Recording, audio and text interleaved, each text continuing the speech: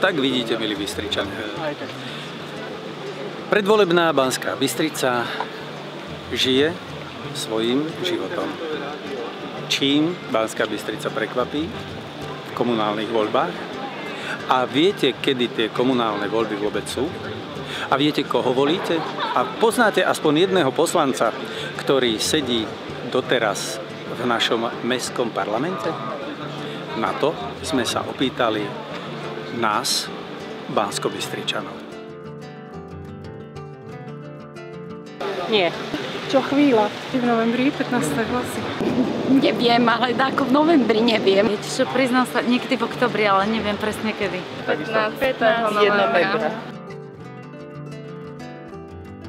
Nie, lebo ani svoju poslankyňu za náš obvod nepoznám, hoci je už tam 4 roky. Nie, mňa to nezaujíma. Pravda? Áno. Ja viem, ale neviem, ako sa volá priezviskom. Absolútne sa nestará o svoj revír. Ja nie, ale manžel. Viete čo, hej, lebo som aj ja bola poslanec.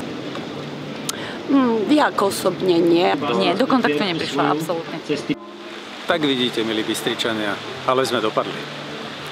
Táto anketa hovorí totiž nielen o práci poslancov, ale aj o nás samotných. O Banskobystričanoch, o občanoch.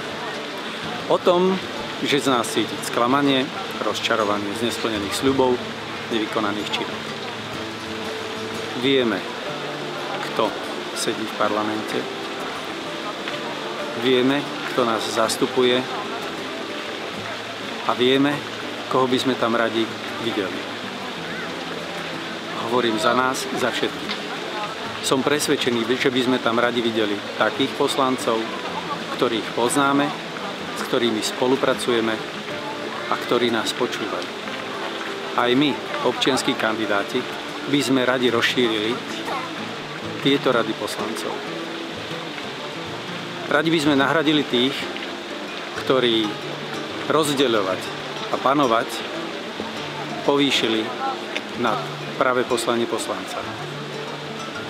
Službu svojmu občanovi.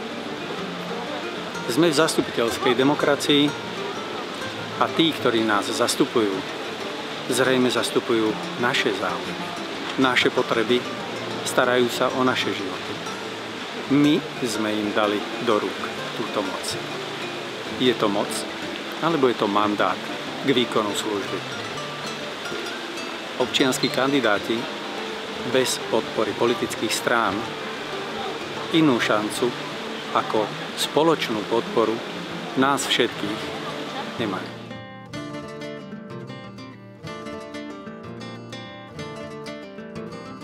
Navštívte nás na námestí v Banskej Bystrici a podporte naše petičné hárky svojím podpisom.